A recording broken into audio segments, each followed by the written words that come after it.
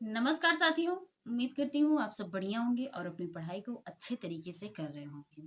तो जैसा कि आज हमारी एक नई सीरीज स्टार्ट होने जा रही है, ठीक है? तो हमारी जो इस सीरीज के अंतर्गत जो स्टार्ट करेंगे वो हमारा होगा सामान्य हिंदी, ठीक है? और हम किस बुक से करेंगे तो वो समसामयिक घटना चक्र से, ठीक है?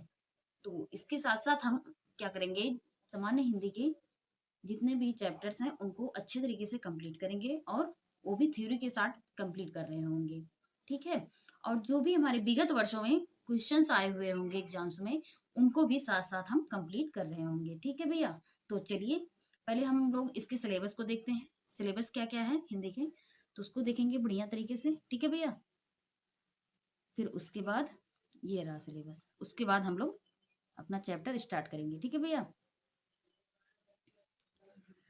तो सिलेबस में पहले क्या है, हम पहले हिंदी के अंतर्गत क्या पढ़ेंगे, पहला चैप्टर हमारा होगा वर्णमाला, ठीक है? उसके बाद विभिन्न भाषाएं, उनके वर्गीकरण तथा हिंदी की उपभाषाएं एवं बोलियां, ठीक है भैया? और तीसरा चैप्टर हमारा होगा लिपि या लिपि विकास, और क्या होगा विराम और विराम चिन्ह होंगे, ठीक है भैया? और चौथा चैप्टर हमारा होगा हिंदी व्याकरण से, ठीक है? पांचवा हम क्या पढ़ेंगे, संज्ञा और उसके भेद, ठीक है? क्या है कैसे है सब अच्छी तरीके से डिटेल एकदम पढ़ेंगे, ठीक है? और छठवां जो चैप्टर हमारा होगा वो होगा लिंग से, ठीक है? चलिए अब इसके आगे देखते हैं। आगे का चैप्टर क्या है हमारा, आगे का चैप्टर हम लोग देखेंगे। हम्म तो आगे जो हमारा चैप्टर है, सातवां चैप्टर है, वो है हमारा वचन तथा उसके प्रकार को देखेंगे। फिर कारक क्या होता है, इसको देखेंगे। फिर सर्वनाम को देखेंगे। फिर 10वां चैप्टर हमारा जो होगा वो विशेषण से होगा। उसके बाद 11वां जो हमारा होगा क्रिया होगा। 12वां चैप्टर अव्यय, और 13वां चैप्टर जो होगा हमारा काल परिचय से होगा। और 14 चैप्टर होगा, 14वां नंबर चैप्टर वो होगा वाच्य परिचय से, ठीक है? 15 नंबर का चैप्टर जो होगा वो हमारा होगा शब्द भेद। और 16वां जो चैप्टर होगा वो हमारा होगा शब्द, शब्द से रिलेटेड जैसे उसकी रचना और उपसर्ग और प्रत्यय, ठीक है? 17वां हमारा होगा संधि। और 18वां जो होगा वो होगा हमारा समास, ठीक है भैया? समास होगा। अब इसके आगे हम देखते हैं, 18वां हमारा क्या रहा, समास का चैप्टर। और फिर 19वां हम लोग जो देखेंगे वो देखेंगे रस को। फिर उसके बाद हमारा छंद होगा। फिर अलंकार, फिर पर्यायवाची, फिर उसके बाद विलोम, फिर तद्भव तत्सम, फिर वाक्यांश के लिए एक शब्द, फिर वर्तनी शुद्धि अशुद्धि, ठीक है? फिर वाक्य संरचना, और फिर उसके बाद श्रुति शम भिन्नार्थक शब्द, ठीक है? और इसके आगे जो हमारा होगा, इसके आगे हमारा जो होगा शब्द शक्ति होगा। 30वां चैप्टर जो हमारा होगा मुहावरे एवं लोकोक्तियां से। और 31वां चैप्टर हमारा पत्र लेखन से। और 32वां चैप्टर जो हमारा होगा विविध से, यानी हिंदी विश्व हिंदी सम्मेलन को देखेंगे इसके अंतर्गत, विविध के अंतर्गत। और इसके अंतर्गत जो हम ज्ञान पीठ जो पुरस्कार दिया गया है, और उसके बाद साहित्य अकादमी पुरस्कार, व्यास सम्मान इत्यादि जो भी होगा वो हमारा विविध के अंतर्गत कराया जाएगा, ठीक है? उसके बाद 33वां चैप्टर जो होगा हिंदी साहित्य का संक्षिप्त परिचय देखेंगे, उसके इतिहास को जानेंगे हम। फिर उसके बाद 33 नंबर जो होगा, 33 चैप्टर जो होगा वो हमारा होगा विविध। तो टोटल हम लोग जो पढ़ेंगे एक चैप्टर से लेकर 33 चैप्टर तक, ठीक है? तो इसको अच्छे तरीके से हम लोग थ्योरी के साथ और साथ साथ क्वेश्चन के साथ कंप्लीट कर रहे होंगे, ठीक है? तो चलिए हम अपना पहला चैप्टर शुरू करते हैं। तो पहला चैप्टर हमारा क्या था, वर्णमाला ना भैया? एक मिनट।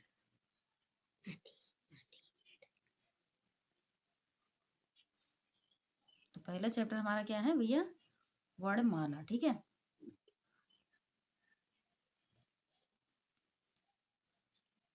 तो पहला चैप्टर हम लोग वर्णमाला से कर रहे होंगे।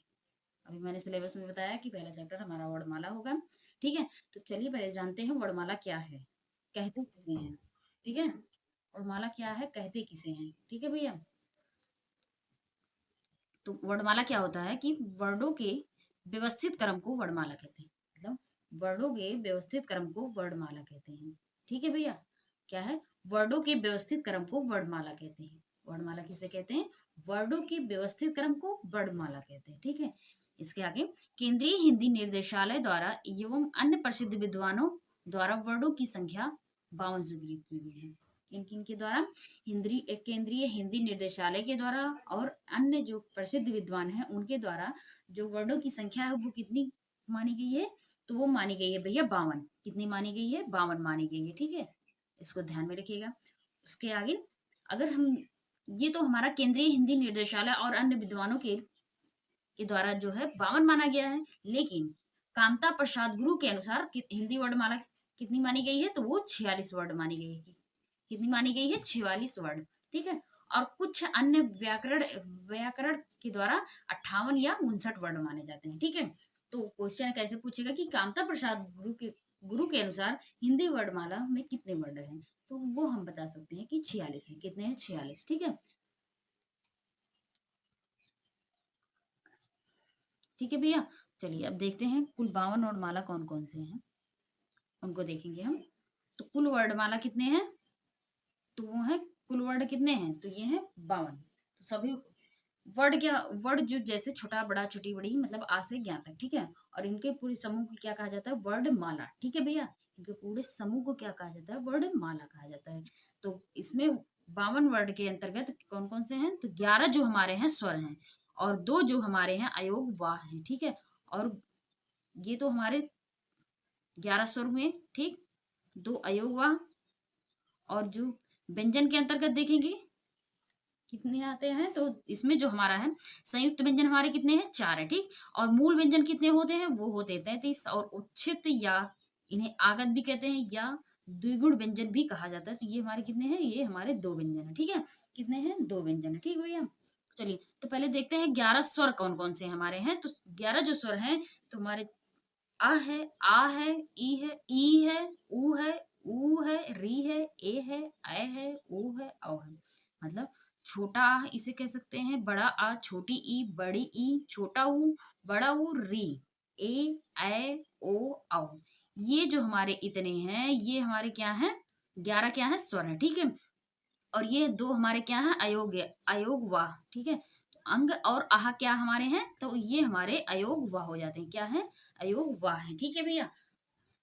अभी आगे हम देखेंगे कि संयुक्त व्यंजन कौन कौन से हैं, मूल व्यंजन कौन कौन से हैं, उच्छिष्ट कौन है और द्विगुण व्यंजन कौन है, ठीक है भैया? तो इनको हम अच्छे तरीके से आगे देखेंगे। तो चलिए इसके आगे देखते हैं।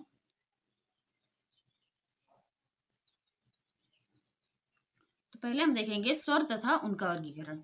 स्वर किसे कहते हैं, इसके अंतर्गत कौन कौन से वर्ड आते हैं, इसको सब बढ़िया से हम लोग देखेंगे, तो ठीक है? स्वर, इसकी परिभाषा को पहले देखते हैं। तो स्वर वे वर्ड हैं जिनका उच्चारण बिना किसी अवरोध के होता है। मतलब इसमें कोई रुकावट नहीं होती है।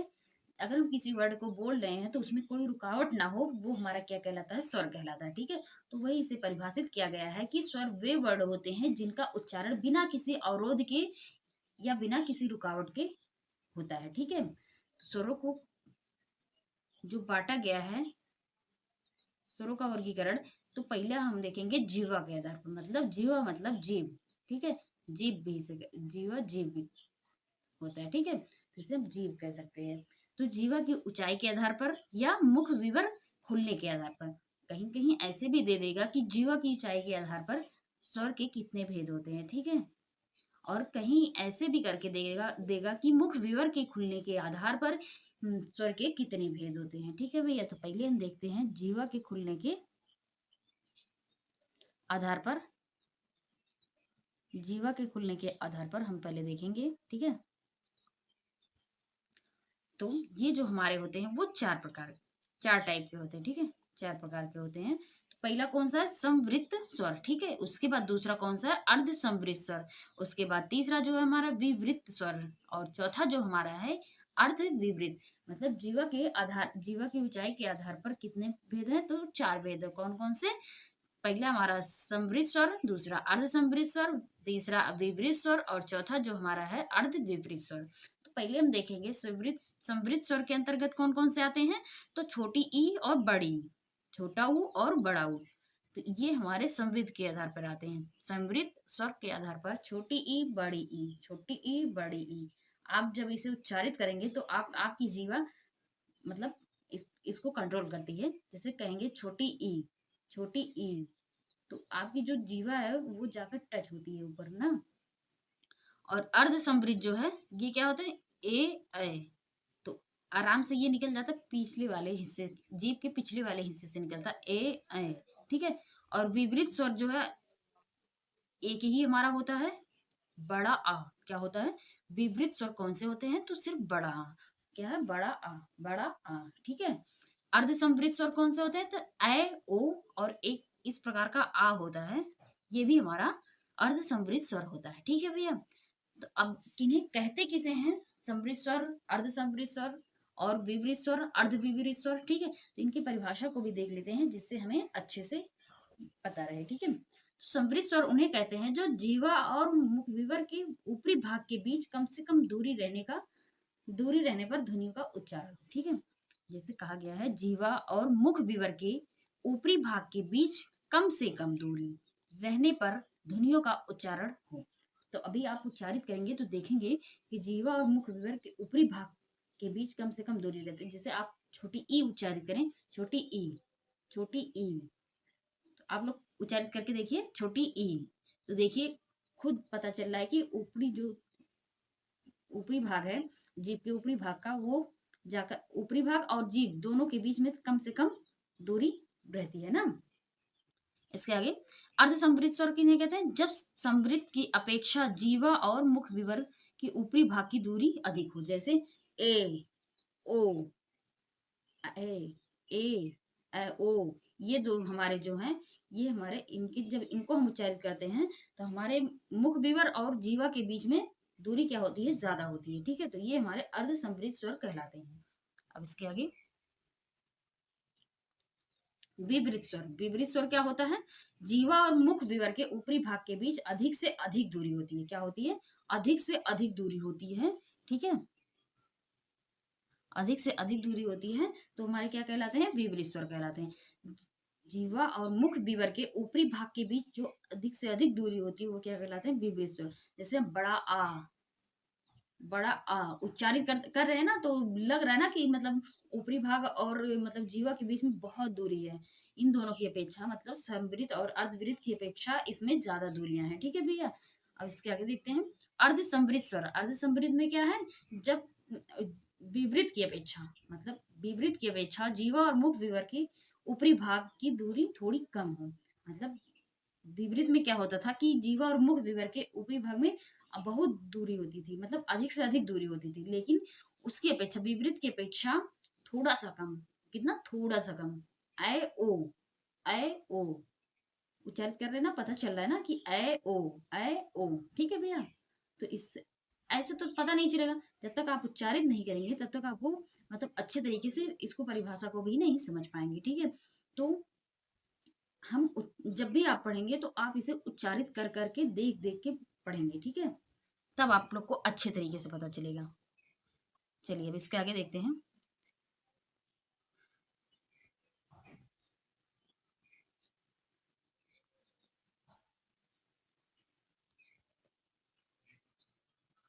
हम्म अभी क्या है? जीवा की स्थिति के आधार पर स्वरों का वर्गीकरण। अब तक तो जीवा की ऊंचाई के आधार पर हम लोग देखे थे, अब जीवा की स्थिति के आधार पर देखेंगे। तो इसमें जो हमारा तीन प्रकार के हैं, तो पहला हमारा कौन सा है? अग्रस्वर, दूसरा पश्च स्वर, पश्च स्वर, और तीसरा जो हमारा है, सॉरी, पहला है अग्रस्वर, दूसरा है मध्य स्वर और तीसरा है पश्च स्वर। तीन प्रकार के होते हैं, कौन कौन से? अग्रस्वर, मध्य स्वर, पश्च स्वर, ठीक है। तो अग्र मतलब आगे का भाग, ठीक है। क्या है? जैसे देखिए ये कहा गया ना, अग्रस्वर जो है ये जीभ का अगला अगला हिस्सा, ये जो हिस्सा होता है इसी को अग्र कहा जाता है, ठीक है। अग्र। और ये जो हमारा जीभ के बीचों बीच का हिस्सा, ये हमारा क्या कहलाता है? तो ये हमारा मध्य स्वर कहलाता है, ठीक है। और ये जो हमारा है जीभ के पिछले हिस्से को क्या कहा जाता है? तो पश्च स्वर कहा जाता है। तो अभी जब हम उच्चारित करेंगे तो हमें पता चलेगा कि अगले हिस्से से उच्चारित हो रहा है कि पिछले से कि मध्य से, ठीक है। तो चलिए उच्चारित करके देखते हैं। तो अग्रस्वर के अंतर्गत कौन कौन से आते हैं? क्वेश्चन हमसे यही पूछा जाएगा कि अग्रस्वर के अग्र इनमें से कौन सा अग्रस्वर है, या इनमें से चार ऑप्शन देगा, बोलेगा एक दे देगा और तीन नहीं देगा, तो बोलेगा इसमें से है कौन है, और ऐसे भी करके देगा, तीन देगा ये अग्रस्वर और एक नहीं देगा, तो पूछेगा इसमें से कौन सा नहीं है। तो आप लोग को ये याद रखना है कि अग्रस्वर कौन कौन से हैं, मध्य स्वर कौन कौन से और पश्च स्वर कौन कौन से। लेकिन जब हम उच्चारित करेंगे तभी हमें पता चलेगा उच्चारण के। अभी चार ऑप्शन में दे दे, आपको दे दे छोटा आ, छोटा आ दे दे, बड़ा आ दे दे, ठीक है, और ई दे दे, और ओ दे दे। तो इसमें से अगर पूछ ले कि मतलब कौन सा हमारा अग्रस्वर है, तो आप लोग क्या बताएंगे? तो जब उच्चारित किए रहेंगे, तो अगर आपको ऐसे भी नहीं पता है, तो अगर आप उच्चारित करके देखेंगे तो आपको आसानी से पता चल जाएगा। तो इसलिए हम उच्चारित करके देखेंगे, ठीक है। तो पहला हमारा क्या है? अग्रस्वर। तो अग्रस्वर में क्या है? छोटी ई, बड़ी ई, ए छोटी ई, बड़ी ई, ए छोटी ई, बड़ी ई, ए छोटी ई, बड़ी ई, ए ये तीनों हमारे, ये चारों कितने होते हैं? चार, ठीक है। कितने होते हैं भैया? चार होते हैं। तो इसको एकदम ध्यान में रखिएगा, ठीक है।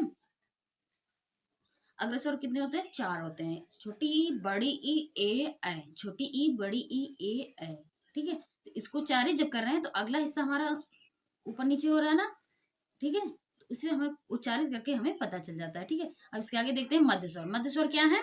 तो छोटा, इसे केंद्रीय स्वर भी कहा जाता है। छोटा को क्या कहा जाता है? केंद्रीय स्वर भी कहा जाता है, ठीक है भैया। क्या है? इसे केंद्रीय स्वर भी कहा जाता है। तो मध्य स्वर आ छोटा आ।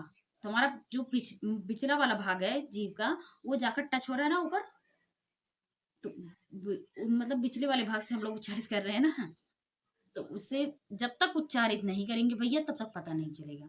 और ऐसे कहो कि रट्टा विद्या मार लें, तो एकदम नहीं, ठीक है। तो जितने रट्टा मारेंगे उतने भूलते चले जाएंगे, ठीक है। तो इससे रट्टा नहीं, उच्चारित करके देखो, बढ़िया लगेगा और याद भी रहेगा, ठीक है। पश्च स्वर।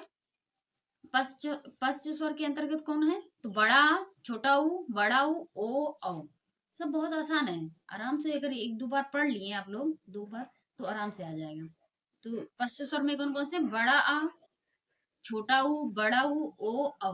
बड़ा आ, छोटा ऊ, बड़ा ऊ, ओ औ। तो जब हम उच्चारित कर रहे हैं, तो हमारा पिछला हिस्सा जो हमारे जाके तालु में मतलब टच हो रहा है, ठीक है। अब इसके आगे देखते हैं।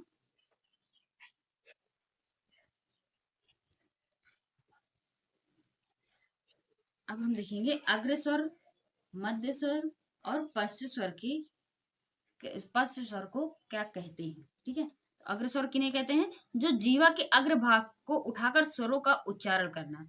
जीवा के अग्रभाग जब उठता है, तो उससे अग्रस्वर उच्चारित होता है, ठीक है। मध्य स्वर क्या होता है? जीवा के मध्य भाग को उठाकर स्वरों का उच्चारण करना, ठीक है। और पश्च स्वर क्या होता है? जीवा के पश्च भाग को उठाकर स्वरों का उच्चारण करना। तो ये हमारा पश्च स्वर कहलाता है, ठीक है भैया। चलिए अब इसके आगे देखते हैं। अब तक तो हमने जीव के आधार पर देखा था, ठीक है। अब हम क्या देखेंगे? ओष्ठ के, ओष्ठ आकृति के आधार पर, मतलब ओष्ठ के आधार पर स्वरों का वर्गीकरण, ठीक है भैया। अब हम क्या देखेंगे? ओठ के आधार पर, ठीक। तो एक होता है आवृतमुखी या आवृत्ताकार स्वर भी कहते हैं इन्हें, या वृत्तमुखी या वृत्ताकार मुखी, ठीक है। तो कितने हैं ओठ के आधार पर? दो हैं, आवृतमुखी, वृत्तमुखी, या आवृत्ताकार या वृत्ताकार, ठीक है। तो ओठ के आधार पर चलिए पहले हम इसको देखते हैं। आवृत्तमुखी कौन कौन कौन कौन से होते हैं? तो छोटा आ होता है, बड़ा आ होता है, छोटी ई, बड़ी ई, ए क्या है? छोटा आ, बड़ा आ, छोटी ई, बड़ी ई, ए ये जो हमारे हैं, ये हमारे क्या है? आवृत्तमुखी। क्या है? आवृत्तमुखी स्वर, ठीक है। और वृत्तमुखी कौन कौन से हैं? तो छोटा आ, छोटा ऊ, बड़ा ऊ, ओ औ, और एक ये है बड़ा आ और आगत स्वर, ठीक है। अभी हम आगे देखेंगे कि आगत स्वर क्या होते हैं, ठीक है। तो छोटा, छोटा ऊ, बड़ा ऊ, ओ औ आ, ये हमारे जितने हैं, तो ये हमारे क्या है? विवृत मुखी, ठीक है। तो चलिए इनको देख लेते हैं कि कहते किसे हैं, ठीक है। आवृत मुखी क्या होता है? ऐसे स्वर जिनका उच्चारण करते समय ओठ का आकार गोल ना होकर ऊपर नीचे फैल जाता है। क्या होता है कि जब हम स्वरों का उच्चारण करते हैं, तो क्या होता है? जब स्वरों का उच्चारण करते हैं, तो ओठ उस समय क्या होता है? गोल गोल ना होकर क्या होता है? ऊपर नीचे होता है। क्या होता है? ऊपर नीचे। जैसे हम छोटा ऊ करें, छोटा ऊ, बड़ा ऊ, छोटा आ, बड़ा आ, छोटी, बड़ी ई, तो जब हम इसको करते हैं, तो हमारा जो ओठ है वो फैल जाता है ना। लेकिन आवृत मुखी में क्या होता है? तो इसमें ऐसा स्वर जिनका उच्चारण करते समय ओठ का आकार गोल हो। तो जैसे हम अगर छोटा ऊ बड़ा ऊ। तो हमारा ओठ का जो आकार है वो गोल सा बन रहा है ना, तो यही हमारा होता है वृत्ताकार या वृत्तामुखी स्वर। ठीक है, तो जितना अच्छा हम उच्चारित करके समझ लेंगे, जान लेंगे, उतना अच्छा हम ऐसे रट के नहीं जान पाएंगे। ठीक है भैया, चलिए अब इसके आगे देखते हैं। अब देखेंगे हम उत्पत्ति के आधार पर स्वरों का वर्गीकरण। जीवा के आधार पर देखे थे, अब देखेंगे उत्पत्ति के आधार पर स्वरों का वर्गीकरण। तो पहले हमारा मूल स्वर। तो मूल स्वर क्या होते हैं? जिन स्वरों की उत्पत्ति किसी दूसरे स्वर से नहीं हुई है उन्हें मूल स्वर कहते हैं। क्या है? जिन स्वरों की उत्पत्ति किसी दूसरे स्वर से नहीं हुई है उन्हें हम क्या कहते हैं? मूल स्वर कहते हैं। ठीक है, मूल स्वर को ह्रस्व स्वर भी कहा जाता है। क्या कहा जाता है? मूल स्वर को ह्रस्व स्वर भी कहा जाता है। ठीक है, तो मूल स्वर कौन है? मूल स्वर या ह्रस्व स्वर किसे कहते हैं? तो वो होता है पहला हमारा छोटा, छोटी, छोटा ऊ और री। क्या है? छोटा, छोटी, छोटा ऊ, री। छोटा, छोटी, छोटा ऊ, री। क्या है? छोटा, छोटी, छोटा ऊ, री। ये चार हमारे क्या है? तो मूल स्वर है। क्या भैया? या ह्रस्व स्वर है। मूल स्वर कहते हैं इन्हें, या ह्रस्व स्वर भी कहते हैं। ठीक है भैया, अब चलिए संधि स्वर किसे कहते हैं? तो क्या है? संधि स्वर। क्या भैया? संधि स्वर। तो संधि स्वर क्या होते हैं? मूल स्वरों के मेल से बने वे स्वरों को संधि स्वर कहते हैं। क्या कहते हैं? मूल स्वर। मूल स्वर कौन कौन से थे हमारे? तो छोटा, छोटी, बड़ा ऊ और री, ये हमारे हैं। तो ये हमारे मूल स्वर है। तो छोटा आ से क्या बना? बड़ा। छोटी ई से क्या बना? बड़ी। और छोटा ऊ से बड़ा नहीं बना, सॉरी। ये जो हमारे ए है, ऐ है, ओ है, ये पांच जो हमारे हैं, ये क्या है? तो ये हमारे हैं संधि स्वर। ठीक है, क्या है? संधि स्वर है।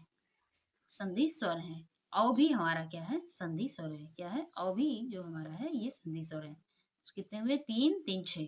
मतलब छह जो हमारे हैं ये हमारे संधि स्वर हो गए। ठीक है, छोटा, सॉरी, बड़ा, बड़ी, ए, ऐ, ओ, औ।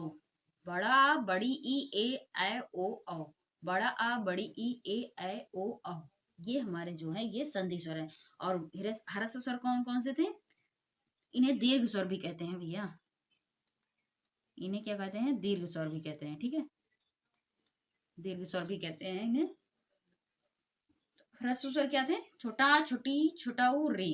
और ह्रस्व, सॉरी, संधि स्वर किसे कहते हैं? दीर्घ स्वर। तो बड़ा, बड़ी, ए, आए, ओ, औ, ये हमारे संधि स्वर हैं। ठीक है, चलिए अभी इस इसी वक्त हम लोग ये भी देखेंगे इससे आधारित क्वेश्चन। ठीक है, क्या देखेंगे? इससे आधारित क्वेश्चन भी देखेंगे हम लोग।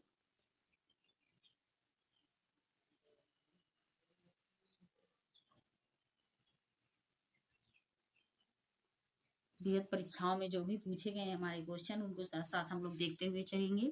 ठीक है, चलिए इसमें क्वेश्चन पहला है, इसमें कहा गया परस्पर भिन्न भिन्न स्वरों के मेल से बने स्वर को क्या कहते हैं? जो स्वर जैसे आ हो गया प्लस आ,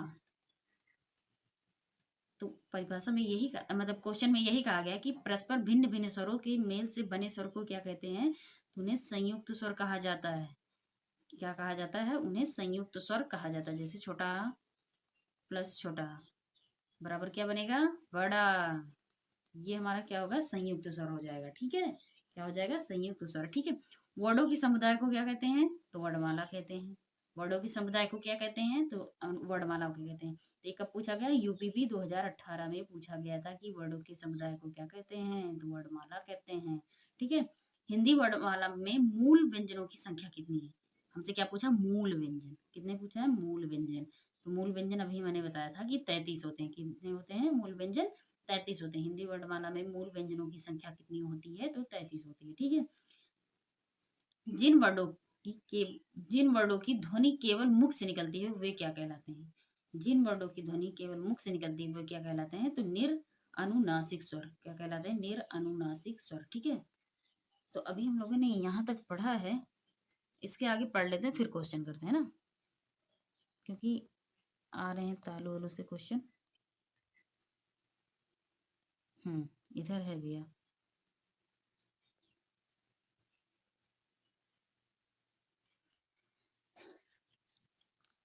तो हमने पहले क्या पढ़ा? ह्रस्व स्वर पढ़ा और संधि स्वर पढ़ा। अब क्या पढ़ेंगे? दीर्घ स्वर। ठीक है, क्या पढ़ेंगे? दीर्घ स्वर। तो दीर्घ, ये संधि स्वर के भेद हैं। दीर्घ स्वर जो है हमारा, ये संधि स्वर के भेद हैं। तो ये संधि स्वर के अंतर्गत दीर्घ स्वर भी आता है और संयुक्त स्वर आता है, ठीक है। तो किसी एक मूल स्वर में उसी को पुनः मिलाने से बने स्वर स्वर को क्या कहते हैं? दीर्घ स्वर कहते हैं। किसी एक मूल स्वर में उसी को पुनः मिलाने से बने स्वर को क्या कहते हैं? दीर्घ स्वर कहते हैं। जैसे छोटा प्लस छोटा तो क्या बन जाएगा? बड़ा बन जाएगा, ठीक है। छोटी प्लस बड़ी तो क्या, सॉरी, प्लस छोटी तो क्या बनेगा? बड़ी। छोटा ऊ प्लस छोटा ऊ से क्या बनेगा? बड़ा ऊ बनेगा, ठीक है। तो ये सब हमारे क्या है? दीर्घ स्वर है, ठीक है। ये सब क्या है? दीर्घ स्वर है। संयुक्त स्वर क्या होता है? तो संयुक्त स्वर क्या होता है? भिन्न भिन्न स्वरों के मेल से बने स्वर को संयुक्त स्वर कहते हैं। मैंने बताया ना कि भिन्न भिन्न स्वरों के मेल से बने स्वर को क्या कहा जाता है? तो संयुक्त स्वर कहा जाता है। जैसे छोटा और छोटी को मिलाकर क्या बनेगा? तो आय बनेगा। क्या बनेगा? आय। छोटा प्लस छोटी को मिलाकर क्या बनेगा? आय बनेगा, ठीक है। वैसे उसी तरीके से छोटा प्लस छोटा ऊ मिलाकर ओ बनेगा। क्या बनेगा? ओ बनेगा, ठीक है। क्या बनेगा? ओ बनेगा।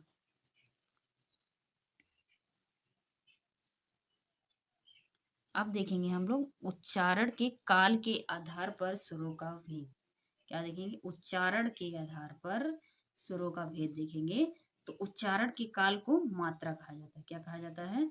उच्चारण के काल मान को कहा जाता है? तो मात्रा कहा जाता है, ठीक है। फिर उच्चारण के आधार पर कितने होते हैं स्वरों?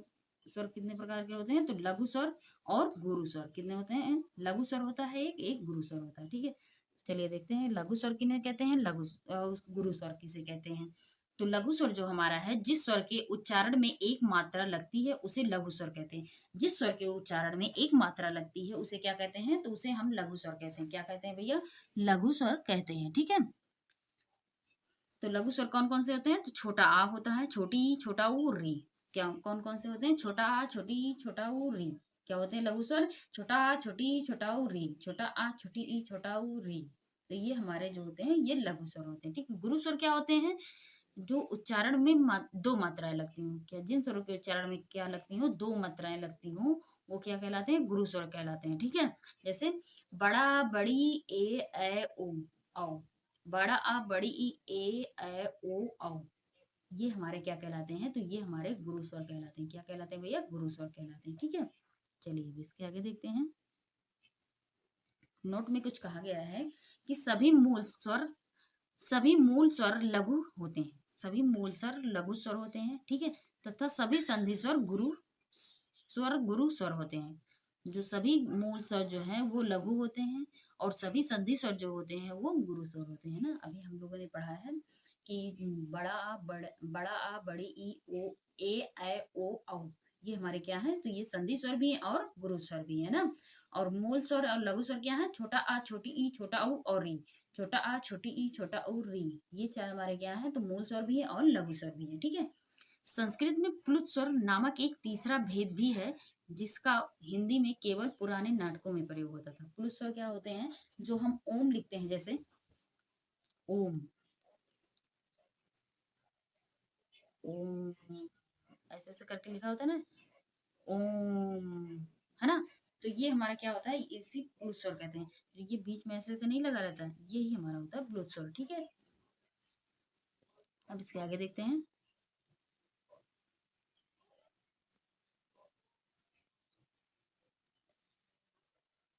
अब हम देखेंगे मात्रा के आधार पर सुरों का सर्वप्रथम विभाजन पाणिनि ने अष्टाध्यायी के ग्रंथ में किया था।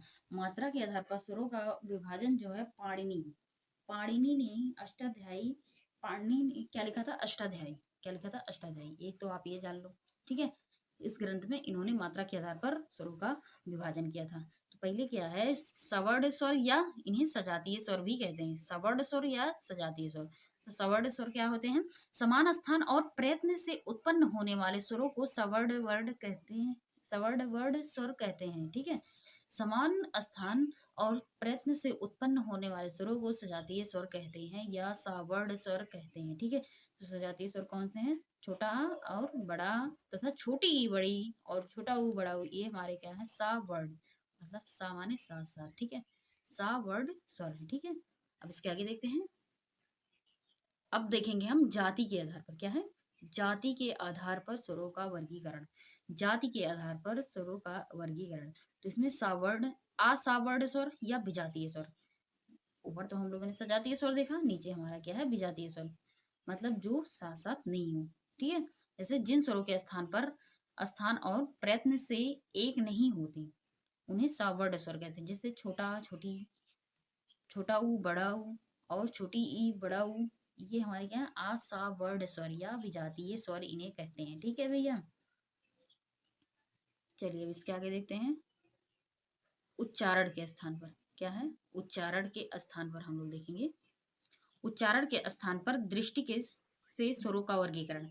उच्चारण के स्थान की दृष्टि से स्वरों का वर्गीकरण। ठीक है, तो इसे इसके अंतर्गत देखते हैं क्या कहा गया है कि मानव द्वारा ध्वनि उत्पन्न करने वाले विभिन्न अंगों जैसे कंठ, तालु, मूर्धा, ओष्ठ एवं दो ध्वनि अंगों जैसे कंठोष्ठ, कंठ तालु से विभिन्न स्वरों का उच्चारण होता है। क्या है, स्थान, स्थान मतलब जैसे कंठ हो गया, तालु हो गया, मूर्धा हो गया, ओष्ठ हो गया, ये सब जो हमारे क्या है, एक प्रकार से स्थान है। तो यही कहा गया है कि स्थान के आधार पर स्वरों का वर्गीकरण, तो इसके आधार पर हम स्वरों का वर्गीकरण देखेंगे। ठीक है, पहला कंठ स्वर। कंठ स्वर के आधार पर हम लोग देखेंगे, तो कंठ हमारा क्या होता है, एकदम यहाँ जहाँ इसमें देखिए बताया गया ना, ये फेस है, ये इसका फेस है। ठीक है, ये गर्दन है, क्या है, ये गर्दन है। ठीक है, तो यहाँ जो होता है ये भाग जो हमारा क्या होता है, ये हमारा कंठ होता है। क्या, कंठ होता है। ठीक है, तो कंठ जैसे आ, तो ये जब हम उच्चारित करते हैं तो पता चलता है ना कि कंठ से निकल रहा है। उच्चारण करके देखिए, देखिए आप लोग उच्चारण करिए, जैसे आ, तो ये कहाँ से निकल रहा है, कंठ से निकल रहा है ना। तो हम उच्चारित करके बढ़िया से देख सकते हैं कि कौन सा स्वर कहाँ से निकल रहा है। ठीक है, और कंठोष्ठ, कंठ प्लस ओष्ठ क्या है, इसमें दो दो स्थान है, कंठ है, ठीक है, और ओष्ठ दोनों मिक्सअप है। ओष्ठ, ये दोनों मिलाकर कंठोष्ठ हुआ। ठीक है, ये दोनों मिलाकर क्या हुआ, कंठोष्ठ हुआ। तो कंठ और ओष्ठ मतलब दोनों का यूज हो, जैसे ओ औ, तो ओ औ जब हम उच्चारित कर रहे हैं तो हमारा क्या से निकल रहा है, कंठ का भी यूज हो रहा है इसमें और ओठ का भी यूज हो रहा है। ठीक है, लेकिन जब हम सिर्फ कंठ से उच्चारित कर रहे थे तो सिर्फ हमारा कंठ से, ओठ का कोई कार्य नहीं था। लेकिन जब हम ओ कर रहे हैं तो ओ से हमारा कंठ का भी यूज हो रहा है और ओठ का भी यूज हो रहा है। ठीक है, अब चलिए अब इसके आगे देखते हैं ओष्ठ के आधार पर। ओष्ठ के आधार पर हम देख रहे हैं, तो ओष्ठ के आधार पर जो हमारा ऊ, बड़ा ऊ, छोटा ऊ, बड़ा ऊ। ठीक है, छोटा बड़ा नाम का कुछ होता नहीं है बस, लेकिन सब लोग आसानी के लिए कर लेते हैं छोटा ऊ, बड़ा ऊ। तो इससे सिर्फ जैसे बड़ा ऊ है तो इसमें ज्यादा टाइम लगता है, जैसे हम कहेंगे बड़ा ऊ, और छोटा क्या, छोटा ऊ क्या है, तो छोटा ऊ थोड़ी समय में कहकर खत्म कर देंगे, जैसे छोटा ऊ खत्म। लेकिन बड़ा ऊ क्या है, तो बड़ा ऊ, बड़ा ऊ, इसमें थोड़ा टाइम लग रहा है ना। तो ऐसे होता है ना कि छोटा ऊ होता है, बड़ा ऊ होता है, ये तो सब लोग आसानी के लिए कह देते हैं छोटा ऊ, बड़ा ऊ। तो हमारा ओष्ठ के आधार पर क्या है, ऊ, ऊ, तो ये दो हमारे क्या है, ओष्ठ के आधार पर है। ठीक है भैया, अब हम देखेंगे कंठ तालव्य। इसमें कंठ का भी यूज होगा और तालु का भी यूज होगा। किसका, कंठ का यूज भी होगा और तालु का यूज भी होगा। ठीक है, जब हम ए को उच्चारित करते हैं, ए, तो यहाँ जो तालु, यहाँ जो जीभ जहां हमारा ऊपर जाके जो टच होती है वो हमारा क्या कहलाता है, तालु होती है। ठीक है, और यहाँ कंठ तो अभी मैंने बताया कि कंठ हमारा यहाँ होता है। ठीक है, ये हमारा ऊपर का भाग जो है, ये जीभ के ऊपर का भाग, मतलब जहाँ जीभ जाकर टच होती है वो हमारा क्या होता है, तो वो हमारा सॉरी भैया, तालु होता है। ठीक है, जब हम ए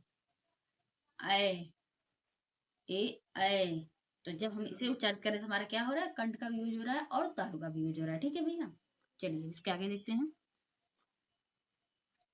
अब सिर्फ देखेंगे तालव्य के आधार पर कौन स्वर है। तालव्य देखो, अभी मैंने बताया ना कि तालु क्या होता है कि ये भाग जो होता है जीभ, ये वाला, ये हमारा क्या होता है, तालु। ठीक होता है, क्या होता है, तालु। क्या होता है, तालु। ठीक है भैया। तो इसमें छोटी ई, बड़ी ई, तो इसका किस कहाँ यूज हो रहा है, छोटी ई बड़ी। तो हमारी जीभ जाके कहाँ टच हो रही है, तालु में। ठीक है, कहाँ जाके टच हो रही है, तो तालु में जाकर टच हो रही है। ठीक है। मूर्धन्य, मूर्धा कहाँ होता है, इसके थोड़ा सा इधर होता है। ठीक है, थोड़ा सा इधर, मतलब पीछे की साइड पे होता है तालु के। तो री, री, री, सॉरी, आगे होता है, हाँ आगे थोड़ा सा, तालु के थोड़ा सा आगे होता है। ठीक है। तो री, री, तो कहाँ से अभी हम उच्चारित कर रहे हैं तो निकल रहा है ना, री, री, री। तो ये हमारा कहाँ से निकल रहा है, मूर्धन्य से, मूर्धा से। ठीक है, मूर्धन्य भी कहते हैं इसे, मूर्धा भी कहते हैं। ठीक है, इसे तालु भी कहा जाता है और इसे मूर्धा भी कहा जाता है। ठीक है, ज्यादा कंफ्यूजन नहीं पालना है। ठीक है भैया, चलिए अब इसके आगे देखते हैं। इसके आगे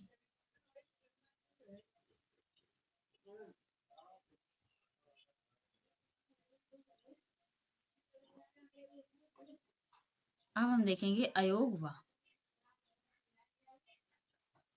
क्या देखेंगे भैया, अयोग व। ठीक है, तो अयोग व वर्ड कौन से हैं, जो योग ना हो पर होने पर भी साथ रहे, उन्हें अयोग व कहते हैं। जो योग ना होने पर भी साथ रहे, उन्हें अयोग व कहते हैं। जो योग ना होने पर भी साथ रहे, उन्हें अयोग व कहते हैं। ये तो गाना हो गया, जो योग ना होने पर भी साथ रहे, अयोग व कहते हैं। जो योग ना होने पर भी साथ रहे, अयोग व होते हैं। ठीक है, तो अयोग व हमारे कितने हैं, दो हैं। कौन कौन से हैं, तो एक अंग है।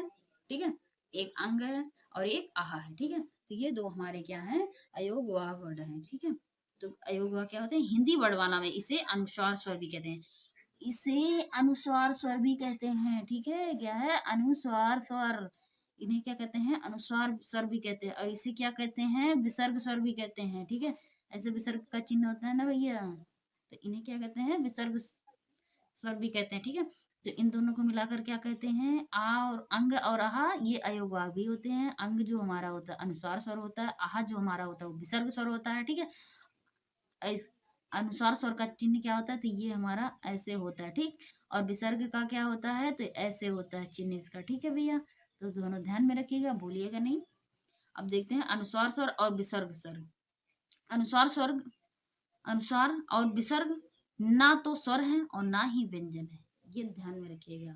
अनुस्वार और विसर्ग जो दोनों हैं, ये तो ना तो स्वर है और ना ही व्यंजन है। ठीक है, बल्कि ये स्वरों के सहारे चलते हैं। क्या होते हैं, ये स्वरों के सहारे चलते हैं। इनका उपयोग दोनों यानी स्वरों और व्यंजनों में दोनों में होता है। अनुस्वार और विसर्ग का जो उपयोग होता है, ये स्वर में भी होता है और व्यंजन में भी होता है। ठीक है भैया, चलिए इसके आगे देखते हैं।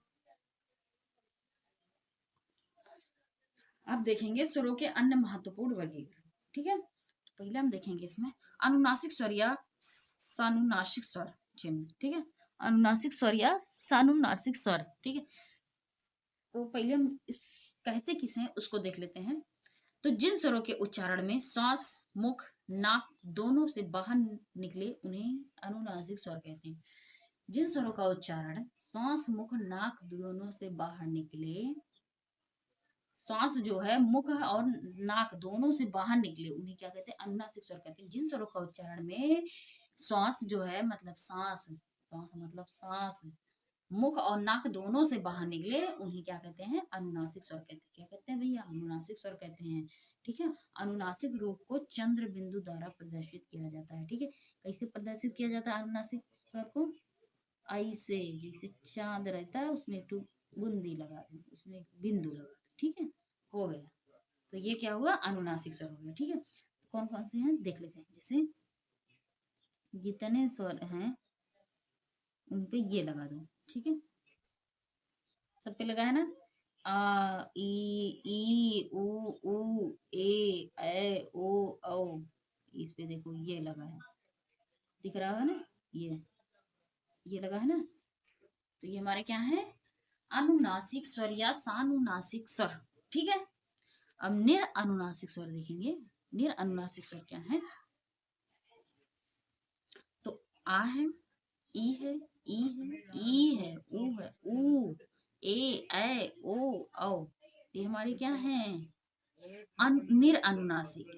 ये अगर इसे हम ऐसे लगा दें, ऐसे लगा दें, ऐसे लगा दें, ऐसे लगा दें, ऐसे। तो ये हमारे क्या हो जाएंगे, अनुनासिक। लेकिन ये हट जाएं, ये नहीं रहेंगे तो निरअनुनासिक स्वर होते हैं। जब किसी स्वर को उच्चारण करने में सांस जो है वो केवल मुख से बाहर निकले, उन्हें क्या कहते हैं, तो उन्हें निरअनुनासिक स्वर कहते हैं। ठीक है, चलिए अब इसके आगे देखते हैं।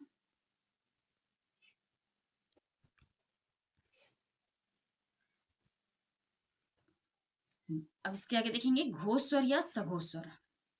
इसे घोष भी कहा जाता है, इसे सघोष भी कहा जाता है, लेकिन प्राय सभी स्वर जो हैं वो घोष हैं। जितने भी स्वर हैं क्या हैं, वो घोष हैं।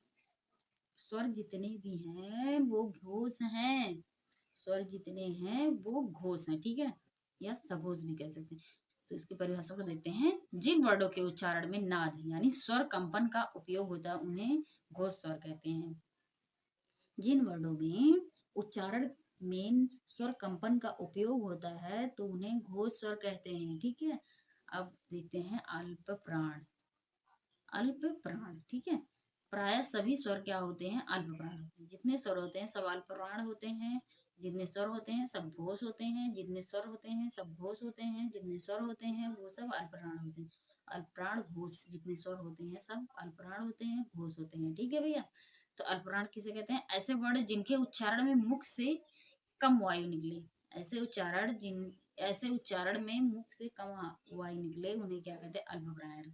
अल्प प्राण, ठीक है। सब नोट में क्या दिया गया है कि प्राय सभी स्वर आरक्षिक होते हैं। क्या होते हैं, आरक्षिक होते हैं, ठीक है। चलिए अब इसके आगे देखते हैं।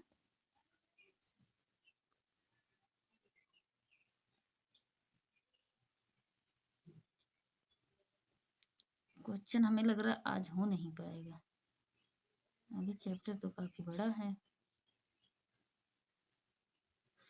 अब हम देखेंगे उच्चारण के आधार पर व्यंजनों का वर्गीकरण। अब तक तो हम लोगों ने स्वर पढ़ा, ठीक है। अब हम क्या पढ़ेंगे, व्यंजन। क्या पढ़ेंगे भैया, व्यंजन, ठीक है। तो स्पर्श व्यंजन या वर्गीय व्यंजन। स्पर्श व्यंजन या वर्गीय व्यंजन कहते किसे हैं उसे देखते हैं। कंठ, तालु, मूर्धा, दंत, ओष्ठ के स्पर्श से उच्चारित होने वाले व्यंजनों को स्पर्श व्यंजन कहते हैं। कंठ, तालु, कंठ हो गया, तालु, मूर्धा, दंत और वोष्ठ के स्पर्श से उच्चारित होने वाले व्यंजनों को स्पर्श व्यंजन कहा जाता है, या इन्हें वर्गीय व्यंजन भी कहा जाता है। क्या कहा जाता है, इन्हें वर्गीय व्यंजन भी कहा जाता है, ठीक है भैया। चलिए जैसे अब इसके आगे देखते हैं कंठ के आधार पर कौन कौन से व्यंजन हैं, तालु के आधार पर कौन कौन से व्यंजन हैं, उन सबको देखेंगे, ठीक है। हम्म,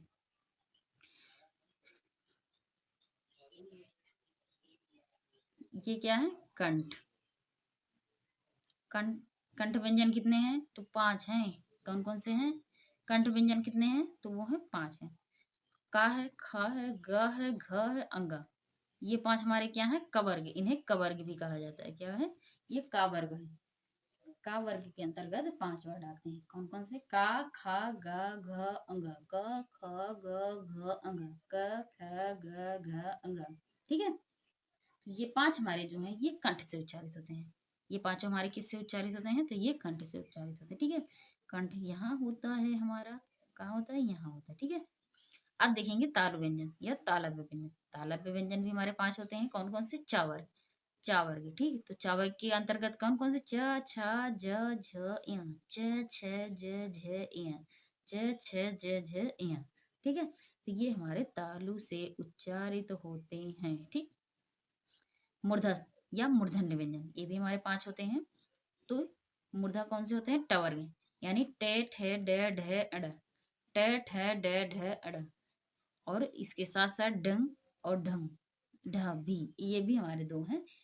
ये भी हमारे मूर्धा व्यंजन हैं, ठीक है। ये मूर्धा से उच्चारित होते हैं।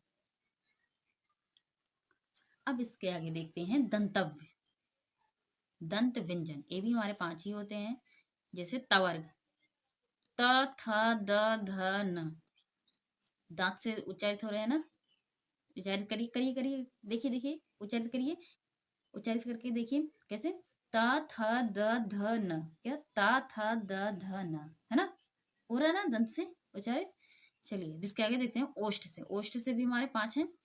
तो पा वर्ग जो है जितने हमारे हैं वो सब ओष्ठ से हैं। प फ ब भ म, प फ ब भ म।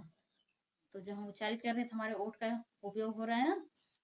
तो भैया जब हम उच्चारित करेंगे तभी हमको पता चलेगा, ठीक है। ना ही तो ऐसे रटबे तो आई ना। तो उच्चारित करके आराम से देख लो, ठीक है। चलिए इसके आगे देखते हैं। तो हमारे ये जो है वर्गीय व्यंजन कितने हो गए? 25। कितने हैं? एक एक है हमारा का वर्ग, ठीक है। एक चा वर्ग, ठीक। एक टा वर्ग, एक पा वर्ग, ठीक। तो हमारे स्पर्श व्यंजन कितने होते हैं? 25 होते हैं। पूछ लेगा कि स्पर्श व्यंजन कितने होते हैं तो हम क्या बताएंगे? 25 होते हैं, ठीक है भैया। कितने होते हैं? 25 होते हैं, ठीक। एक हमारा बच जाता है दंतोष्ठ। क्या है? दंत ओष्ठ। ये भैया इंपॉर्टेंट है, इसको याद रखिए कि ये अक्सर पूछा जाता है, ठीक है। ये वाह जो हमारा है ये क्या है? वह हमारा क्या है? दंतोष्ठ है। वह हमारा क्या है? दंत और ओष्ठ। दांत और ओठ दोनों से उच्चारित होता है। दंतोष्ठ हमारा दंत ओष्ठ ये हमारा क्या होता है? दांत से और ओठ दोनों से मिलाकर उच्चारित होता है। वाह वाह वाह जो हमारा वाह वाह ये हमारा जो है दंत और ओष्ठ से दोनों से उच्चारित होता है, ठीक है भैया। चलिए अब इसके आगे देखते हैं।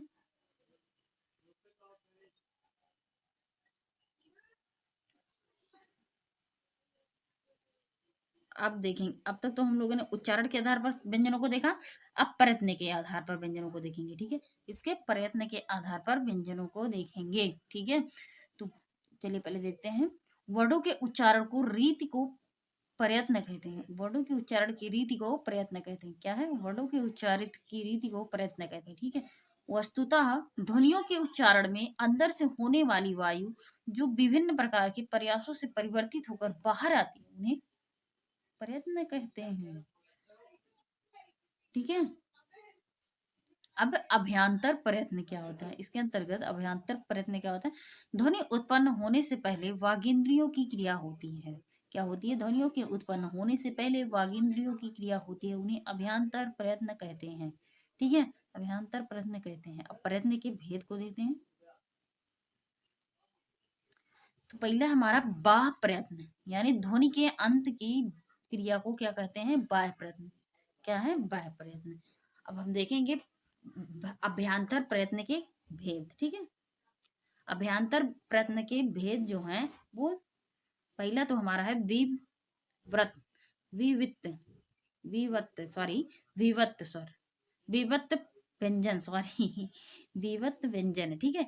इनके उच्चारण में वागेंद्रियां खुली रहती हैं। क्या होती हैं? इनके उच्चारण में वागेंद्रियां खुली रहती हैं, ठीक है। और दूसरा है ईशत अस्पृष्ट। क्या है? ईसत अस्पृष्ट।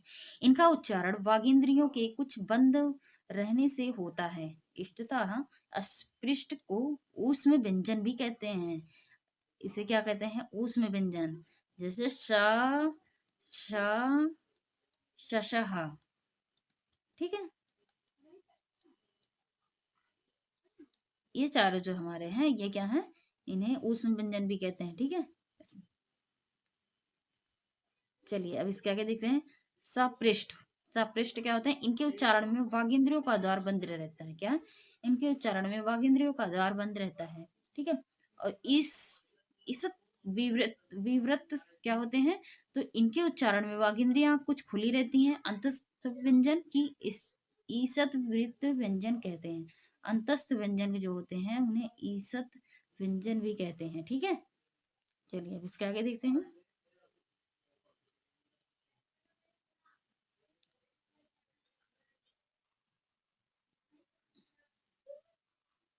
अब हम देखेंगे स्पर्श संघर्षी व्यंजन। स्पर्श संघर्षी व्यंजन देखेंगे, ठीक है भैया। स्पर्श भी है, संघर्षी भी है, ठीक है। दोनों है। तो निश्वास वांग यंत्र जब क्षण भर के लिए अवरुद्ध होकर घर्षण के साथ निकले तो उन्हें स्पर्श संघर्षी व्यंजन कहते हैं। जैसे च छ ज झ, च छ ज झ, क्या है च छ ज झ, ये चार हमारे क्या है स्पर्श संघर्षी व्यंजन है। ठीक है, स्पर्श संघर्षी व्यंजन है, क्या है स्पर्श संघर्षी व्यंजन है, ये तालु से भी उच्चारित होता है ना। ठीक है, कभी कभी क्वेश्चन में से पूछ लिया जाएगा स्पर्श संघर्षी और तालु व्यंजन कौन से हैं, तो ऐसे भी पूछता है ना, एक के साथ तीन क्वेश्चन मिक्स कर देगा।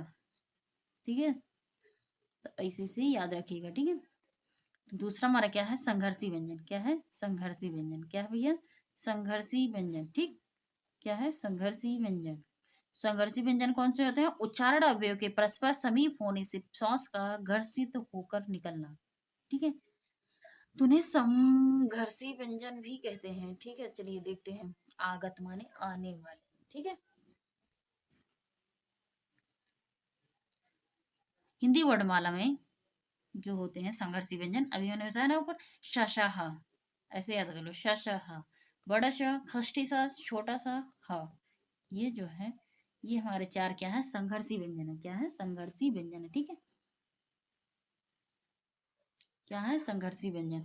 आगत आगत वर्ड उन्हें कहते हैं जो हिंदी या संस्कृत के अतिरिक्त अन्य भाषाओं या विदेशी भाषाओं से आए हैं। इन्हीं संख्या को के विषय में प्राय मतभेद है। जैसे खा के नीचे देखिए ख, ठीक है घ, घ, ज, ये ज, फ, इसके नीचे लगा है ना, तो ये जो हमारे हैं ये क्या है, ये आगत हैं, आगत वर्ड इन्हें कहते हैं। ठीक, क्या कहते हैं इन्हें, आगत वर्ड भी कहते हैं। ठीक है, तो चलिए अब इसके आगे देखते हैं, नासिक के व्यंजन जो नाक से उच्चारित होते हैं, क्या होते हैं, ये पांच होते हैं।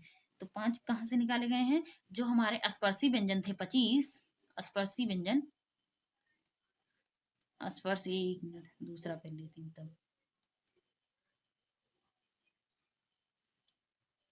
क्या हो रहा है, तो क्या है स्पर्शी व्यंजन, एक मिनट,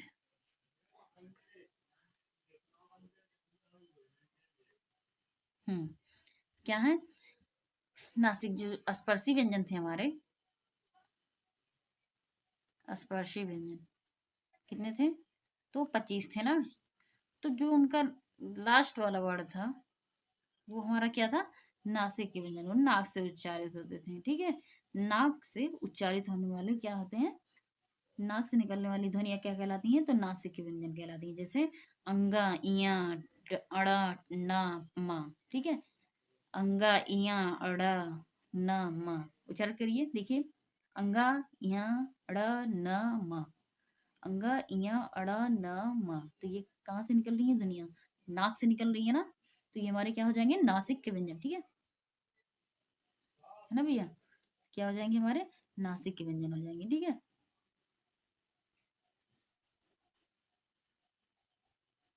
हम्म, चलिए अब इसके आगे देखते हैं,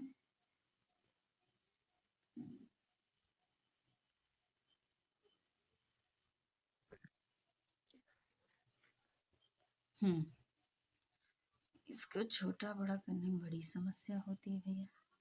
हाँ, चलिए अब देखते हैं, इसके आगे क्या है, पार्श्विक व्यंजन, क्या है पार्श्विक व्यंजन। ठीक, क्या है भैया पार्श्विक व्यंजन। ठीक है, तो कितने होते हैं, एक होते हैं सिर्फ ला, ला जो हमारा है ये पार्श्विक व्यंजन होता है, पार्श्विक व्यंजन। ठीक है, निश्वास के समय जीवा के बगल से निकलने वाली व्यंजन को क्या कहते हैं, पार्श्विक व्यंजन कहते हैं। ठीक है, क्या है पार्श्विक व्यंजन। ठीक, ला, ला, ला, देखिए उच्चारित करिए, ला, तो कहाँ से निकल रहा है, बगल से निकल जा रही है ना, जीवा के बगल से निकल जा रही है हवा, है ना, सांस जो हमारा है वो जीवा के बगल से निकल रही है ना, तो वही हमारा क्या कहलाता है, पार्श्विक व्यंजन कहलाता है। तो पार्श्विक व्यंजन कितने होते हैं, सिर्फ एक, ओनली वन, ला। ठीक है, चलिए लुंठित, इसके आगे क्या है लुंठित व्यंजन, तो ये भी हमारा एक ही होता है, कौन सा होता है, एक ही हमारा होता है। ठीक, एक ही हमारा होता है लुंठित व्यंजन। ठीक है, तो वो हमारा कौन सा है, रा, कौन सा है, रा है। ठीक है, कौन सा भैया, रा है, कौन सा है, रा। ठीक, तो लुंठित व्यंजन किसे कहते हैं? जीवा नोक का वत्सर्य से कई बार टकराव या प्रकंपन से उत्पन्न ध्वनि लुंठित को प्रकंपित व्यंजन भी कहते हैं। इसे लोडित व्यंजन भी कहते हैं। क्या? लोडित व्यंजन भी कहते हैं इसे। लुंठित को प्रकंपित व्यंजन भी कह सकते हैं, लोडित व्यंजन भी कह सकते हैं। ठीक है, तो रा हमारा क्या है? लोडित व्यंजन, प्रकंपित व्यंजन, लुंठित व्यंजन। ठीक है, अब क्या हमारा? उत्क्षिप्त व्यंजन। जीवा नोक वत्सर्य अथवा कठोर तालु के टकराव से उत्पन्न ध्वनि को क्या कहते हैं? उत्पन्न ध्वनि को क्या कहते हैं? उत्क्षिप्त व्यंजन। उत्क्षिप्त व्यंजन कितने हैं? दो हैं। कितने हैं? उत्क्षिप्त व्यंजन कितने हैं? दो हैं, डा और ढा। डा और ढा उत्क्षिप्त व्यंजन है। ठीक है, चलिए अब इसके आगे देखते हैं।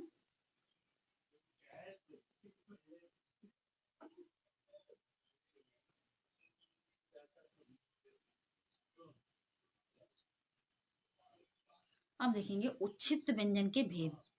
इसके दो भेद होते हैं। उत्क्षिप्त व्यंजन के कितने भेद होते हैं? दो। एक वत्सर्य उत्क्षिप्त व्यंजन और दूसरा मूर्धा उत्क्षिप्त।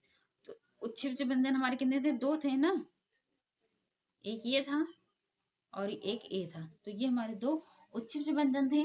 वत्सर्य, तो ये हमारा क्या हो जाएगा? वत्सर्य उत्क्षिप्त व्यंजन। और ये हमारा मूर्धा से उत्पन्न, मतलब उत्क्षिप्त व्यंजन है। ठीक है, चलिए स्वर तंत्री के आधार पर व्यंजनों का वर्गीकरण हम देखेंगे। स्वर तंत्री के आधार पर व्यंजनों का वर्गीकरण। स्वर तंत्री के आधार पर, स्वर तंत्री के आधार पर व्यंजनों का वर्गीकरण हम देखेंगे। तो चलिए देखते हैं। श्वास नली के ऊपरी भाग के कुछ नीचे स्वतंत्र स्थित होते हैं जो ध्वनि उत्पादन के प्रमुख अवयव हैं। इनका विवरण इस प्रकार है। मतलब किस प्रकार है? इस प्रकार है। नीचे देखते हैं किस प्रकार है। ठीक है, तो हमारा है अघोष व्यंजन। क्या है? अघोष व्यंजन। ठीक है, अघोष व्यंजन किसे कहते हैं? तो जो स्वर तंत्रियां खुली हों, वायु बिना अवरोध के बाहर निकले, मतलब बिना रुकावट के बाहर निकले, वो क्या कहलाती हैं? तो हमारी अघोष व्यंजन कहलाती हैं। तो अघोष व्यंजन कौन कौन से हैं उनको देखते हैं। स्पर्श व्यंजन वर्ग के प्रथम तथा द्वितीय वर्ण और उसके साथ साथ तीनों श श श श श श, ये तीनों हमारे, ये सब हमारे क्या होंगे? अघोष वर्ग होंगे। तो पहला वर्ग, ये फर्स्ट, ये प्रथम वर्ड और दूसरा वर्ड, इन्हें कहते हैं। ठीक है, जैसे का हो गया, चा हो गया, टा हो गया, ता हो गया, पा हो गया, ये हमारे क्या होंगे? प्रथम वर्ग के होंगे। ठीक है, खा, छा, ठा, था, फा, ये हमारे द्वितीय वर्ग के होंगे। और उसके साथ साथ बड़ा सा, खष्टी सा, छोटा सा, ये अक्सर पूछा जाता है, इसको ध्यान में रखिएगा। ठीक है भैया, ये इसको ध्यान में रखिए। का, खा, टा, ठा, पा, फा, चा, छा और ता, था, शा, शा, शा, ये इतने हमारे क्या होते हैं? स्पर्श व्यंजन के प्रथम और द्वितीय वर्ग जो हमारे होते हैं वो अघोष व्यंजन होते हैं। ठीक है, क्या होते हैं? अघोष व्यंजन होते हैं। क्या होते हैं? अघोष व्यंजन होते हैं।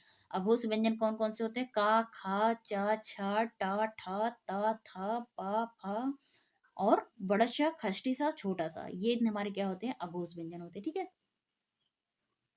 अब हम देखेंगे घोष व्यंजन। जो घोष व्यंजन या सघोष व्यंजन भी इन्हें कहते हैं जब वायु के अवरोध स्वर तंत्रियों में कंपन हो। ठीक है, जब वायु के अवरोध से स्वर तंत्रियों में कंपन हो तो ये हमारे क्या कहलाते हैं?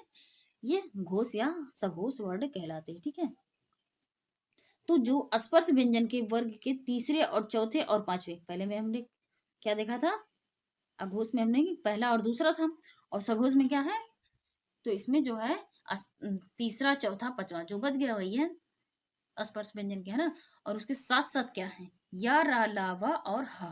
क्या है? या, रा, ला, वा और हा। या, रा, ला, वा, हा, ये जो हमारे हैं ये घोष वर्ण है या सघोष वर्ण इन्हें कहते हैं। ठीक है, जैसे तीनों, ये तीसरा वर्ड हो गया, तीसरा वर्ग, ये चौथा वर्ग, ये पांचवा वर्ग। ठीक, ग, घ, अंग, ज, झ, इया, ड, ढ, अड़, ता, सॉरी, द, ध, न, ब, भ, म, या, र, ला, वा, हा, ये इतने जो हमारे हैं, ये इतने हमारे जो हैं, ये क्या है भैया? ये हमारे घोष वर्ड हो जाते हैं। क्या है? घोष वर्ड। ठीक है, तो इसको अच्छे से एकदम ध्यान में रखिएगा। और जितना है ना, पहले तो हमें लगता है कुछ लोग छोटे बड़े नहीं नहीं आता होगा तो छोटा बड़ा याद कर लीजिएगा थोड़ा। ठीक है भैया। अरे हम सबको नहीं कह रहे हैं, कुछ लोग हैं ऐसे। ठीक है, कुछ की बातें कर रहे हैं। चलिए, अब देखेंगे हम प्राणत्व के आधार पर व्यंजनों का वर्गीकरण। क्या देखेंगे? प्राणत्व के आधार पर व्यंजनों का वर्गीकरण। ठीक है, तो प्राणत्व का अर्थ क्या होता है? तो श्वास वायु। क्या है? प्राणत्व का अर्थ क्या होता है? श्वास और श्वास वायु। ठीक। वस्तुतः व्यंजनों के उच्चारण करते समय मुख से निकलने वाली वायु की मात्रा के आधार पर व्यंजनों के दो भेद किए गए हैं, जो इस प्रकार है। क्या है? किस प्रकार है? इस प्रकार है। देखते हैं किस प्रकार है। तो पहला है भैया अल्प प्राण। अल्प प्राण व्यंजन क्या होता है? श्वास उच्चारण में श्वास का कम मात्रा में निकलना। उच्चारण करते समय श्वास का कम मात्रा में निकलना अल्प प्राण कहलाता है। तो इसे देखते हैं, कैसे देखते हैं? ऐसे देखते हैं। चलिए देखते हैं। स्पर्श व्यंजन वर्ग का पहला और तीसरा तथा पांचवा वर्ण। स्पर्श व्यंजन का पहला और तीसरा और पांचवा वर्ण क्या है? क ग अंग च ज इया ट ड अड़ त द न प ब म। क्या है? पहला, तीसरा, पांचवा। क्या है? पहला, तीसरा, पांचवा। स्पर्श व्यंजन के पहला वर्ग, तीसरा वर्ग और पांचवा वर्ग। ये जो हमारा होगा, ये क्या कहलाएगा? सॉरी, वर्ग नहीं, वर्ड। पहला वर्ड, दूसरा वर्ड, तीसरा वर्ड, ये जो हमारे तीन होंगे ये क्या कहलाएंगे?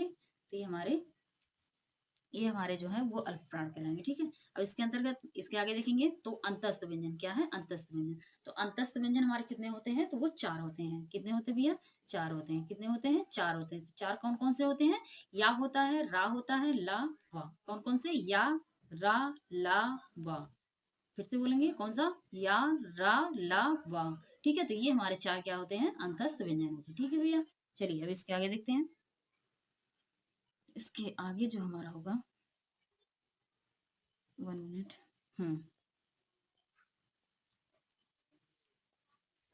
चलिए,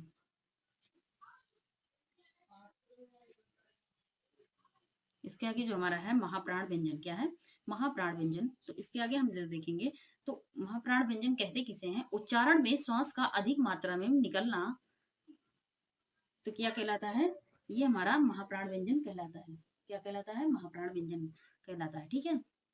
तो इसके आगे अस, क्या है कि स्पर्श व्यंजन वर्ग का दूसरा और चौथा वर्ण जो होगा, क्या होगा? दूसरा और चौथा वर्ग वर्ण जो होगा, ये हमारा क्या कहलाएगा? महाप्राण। क्या कहलाएगा? महाप्राण कहलाएगा। पहला, तीसरा, पांचवा, ये हमारा क्या कहलाता है? अल्प प्राण कहलाता है ना। तो बचा क्या? दूसरा और चौथा, ये हमारा क्या कहलाता है? तो ये महाप्राण कौन कौन से हैं? खा हो गया, घा हो गया, छा, झ, ठ, ढ, थ, ध, भ, म। ये इतने हमारे जो हैं ये क्या कहलाएंगे? ये हमारे महाप्राण व्यंजन कहलाएंगे। क्या कहलाएंगे? महाप्राण व्यंजन। ठीक है। इसके आगे क्या है? महाप्राण व्यंजन के अंतर्गत ऊष्म व्यंजन। ऊष्म व्यंजन जितने हमारे हैं वो हमारे महाप्राण होते हैं। ऊष्म व्यंजन जितने हमारे हैं वो महाप्राण होते हैं। कौन कौन से हैं? तो शा, हा, मतलब बड़ा सा, खष्टी सा, छोटा सा और हा, ये चार हमारे क्या है? तो ये हमारे ऊष्म व्यंजन हो जाते हैं। क्या है? ऊष्म व्यंजन हो जाते हैं। ठीक है। चलिए अब इसके आगे देखते हैं। अंतस्थ व्यंजन। क्या है? अंतस्थ व्यंजन।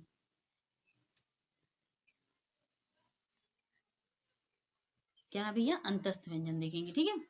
तो अंतस्थ व्यंजन हमारे कितने होते हैं? चार होते हैं। क्या कितने होते हैं? चार। कौन कौन से? या, रा, ला, वा। क्या है? या, रा, ला, वा, ये हमारे अंतस्थ व्यंजन होते हैं। तो इनमें से या और वा ये अर्ध स्वर माने जाते हैं। या और वा जो हमारे होते हैं ये अर्ध स्वर माने जाते हैं। वा किससे उच्चारित होता है? तो ये दंतोष्ठ से उच्चारित होता है। ठीक है भैया। इनका उच्चारण स्थान जीभ या जीवा कह सकते हैं इन्हें। तालु, दांत व ओष्ठ के परस्पर आपूर्ण मिलने से होता है। क्या होता है? वह जो हमारा है वो जब दांत और ओष्ठ आपस में मिलते हैं तब इसका उच्चारण होता है। ठीक है। उच्चारण की दृष्टि से या जो है वो तालव्य है, और रा जो है वो मूर्धा से उच्चारित होता है, ला जो हमारा है वो दंत से, और वा जो हमारा है दंतोष्ठ से। या तालु से उच्चारित होता है, रा जो हमारा है वो मूर्धन्य से उच्चारित होता है, ला हमारा दंत से उच्चारित होता है, और जबकि वा जो हमारा है वो दंत ओष्ठ दोनों से मिलकर उच्चारित होता है। ठीक है भैया।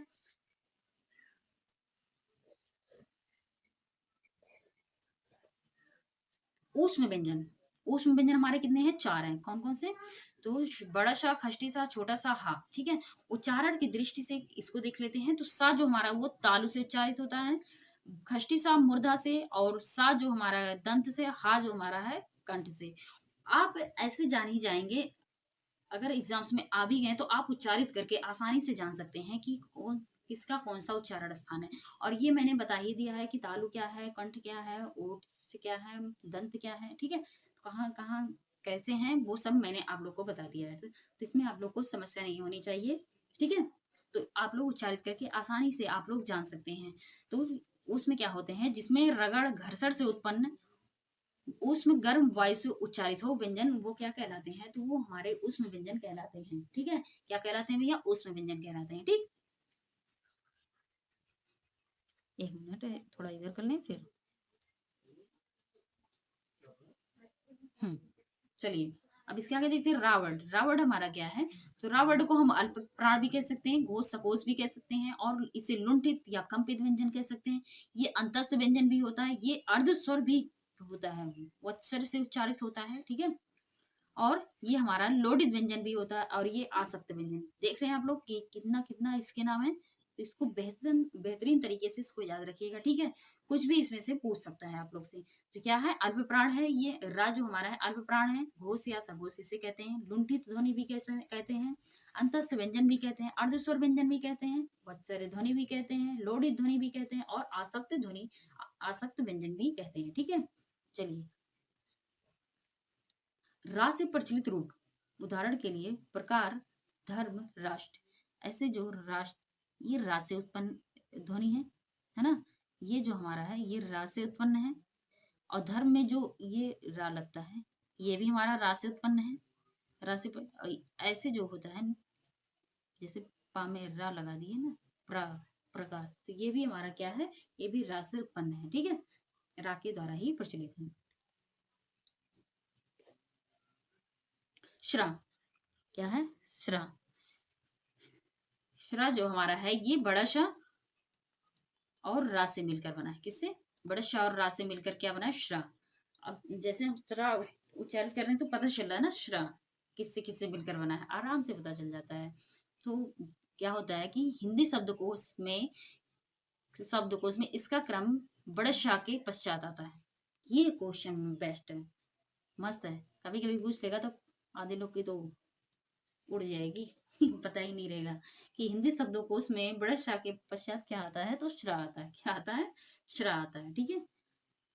क्या आता है? श्रा आता है। ठीक है। तो यह क्या है? संयुक्त व्यंजन है। इसे हम श्रा को क्या कहते हैं? संयुक्त। क्यों कहते हैं? क्योंकि ये दो वर्डों से मिलकर बना है। ठीक है। दो वर्डों से मिलकर बने व्यंजन को क्या कहते हैं? तो वो संयुक्त व्यंजन कहते हैं। ठीक है। चलिए, अब इसके आगे देखते हैं। ये क्या है? प्रायः तत्सम शब्दों में प्रयुक्त है। ये अक्सर इसका उपयोग जो कहाँ होता है? ये तत्सम में होता है। कहाँ होता है भैया? तत्सम में इसका उपयोग होता है। ठीक है। अब हम बा को देखेंगे।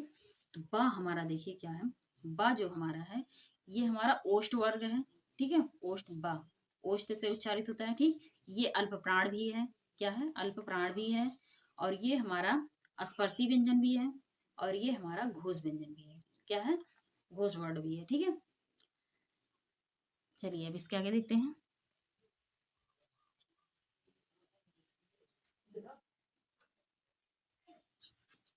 हम्म।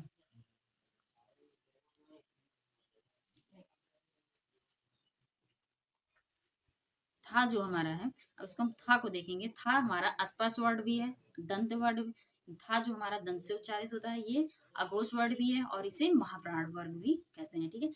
था जो हमारा महाप्राण है, अघोष है, स्पर्श है, और दंत से उच्चारित व्यंजन है। ठीक है भैया। चलिए, अब भा को देखते हैं। भा हमारा क्या है? भा हमारा जो ये स्पर्शी वर्ड है, और इसे एक घोष वर्ड है, ये ओष्ठ से उच्चारित होता है, ये महाप्राण भी है। ठीक है। और छा हम देखते हैं। तो छा जो हमारा ये संयुक्त व्यंजन है। छा, का और खष्टी सा से मिलकर क्या बना है? तो छा बना है। का और खष्टी सा से मिलकर क्या बना है? तो छा बना है। हिंदी शब्दकोश में इसका क्रम जो है का के बाद आता है। इसका का के बाद क्या आता है? तो छा आता है। क्या?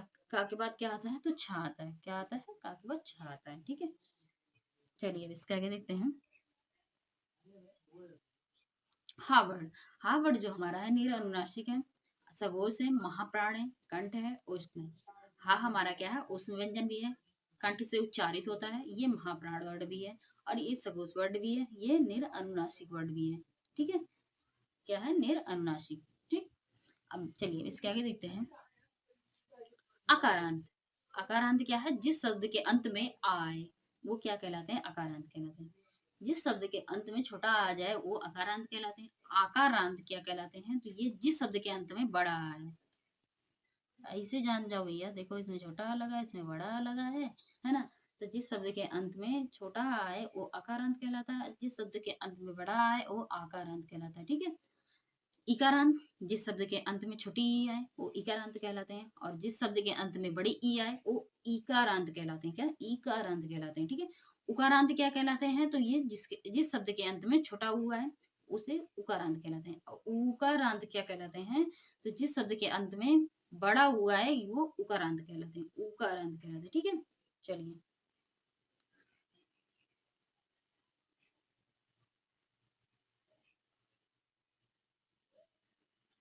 अब क्या होते हैं व्यंजन द्वित्व और द्वित्व व्यंजन या युग्मक व्यंजन, इन्हें क्या कहते हैं, व्यंजन द्वित्व व्यंजन या द्वित्व व्यंजन या युग्मक व्यंजन।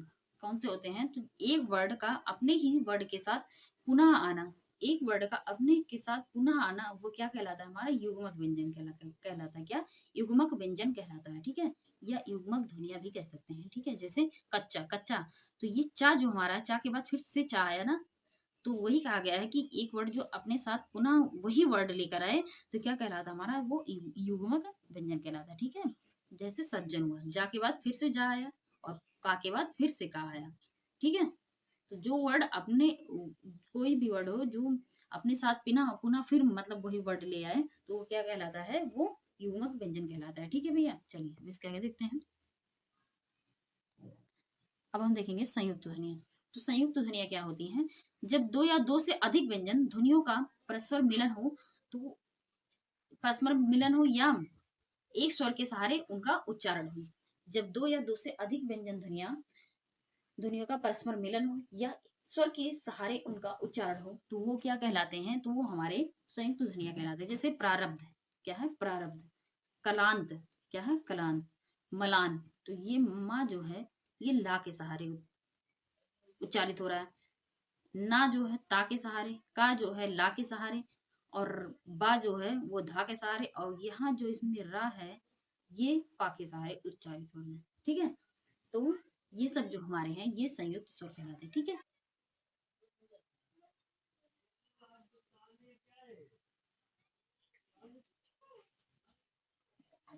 अब संपृक्तक, क्या है, संपृक्तक ध्वनियां, तो ये क्या होती हैं, जब ध्वनि दो व्यंजनों की संयुक्त से हो। जब जो जो ध्वनि दो संयुक्त व्यंजनों से हो तो क्या कहलाती हैं, वो संपृक्तक कहलाती है। जैसे संबल, चंबल इत्यादि, ये सब जो हमारे हैं ये संपृक्तक ध्वनियां हैं। ठीक है, चलिए अब इसके आगे देखते हैं। भारतीय अंकों का अंतरराष्ट्रीय स्वरूप रूप देखेंगे। ये इस प्रकार का जो है ये भारतीय अंतरराष्ट्रीय है। ठीक है, लेकिन इसके अलावा जो है हमारी देवनागरी लिपि जो है उसके अनुसार जो हम गिनती लिखते, अंक लिखते थे वो इस तरीके से लिखते थे। ये तो बहुत कम लोगों को आता होगा देवनागरी लिपि का ही गिनती।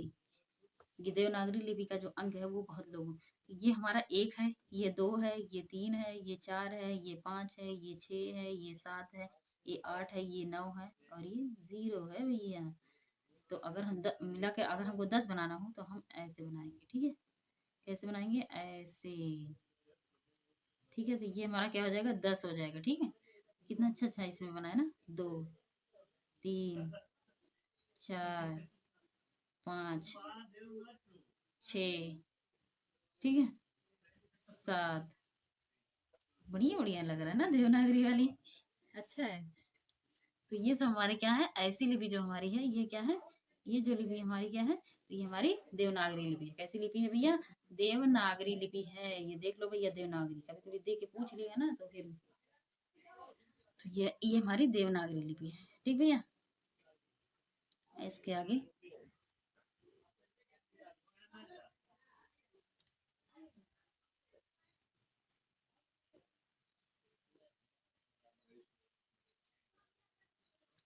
बारह खड़ी क्या है? बारह खड़ी, ठीक है। अंगा इया का बारह खड़ी में प्रयोग नहीं होता। अंगा जो इया में अंगा इया है, इनका बारह खड़ी में प्रयोग नहीं होता, ठीक है। और री स्वर की मात्रा का बारह खड़ी में प्रयोग नहीं होता। री स्वर का बारह खड़ी में प्रयोग नहीं होता, ठीक है। का से हा तक बारह खड़ी में प्रयोग होता है, क्या? का से हा तक, ठीक है। इसी के आधार पर स्वर की विभिन्न मात्राओं का प्रयोग होता है, बारह खड़ी के आधार पर, ठीक। बारह खड़ी में कुल वर्ण रूप कितने होते हैं? 372। उसके साथ डा और ढा के 24 रूप, यानी कुल मिलाकर 396 होते हैं। बारह खड़ी में कुल वर्ण के रूप कितने होते हैं? 396। आ की बारह खड़ी में प्रयोग लाने का सुझाव काका कालेकर ने दिया था।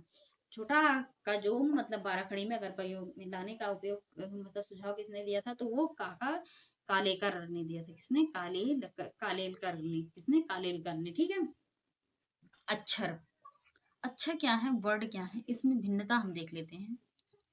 अक्षर भाषा की संरचना से संबंधित है। लिपि जो है वो वर्ड लिपि में इससे संबंधित है। वर्ड जो है वो लिपि से संबंधित है। अक्षर जो है भाषा की संरचना से संबंधित है, ठीक है। प्रत्येक अक्षर वर्ड नहीं हो सकता।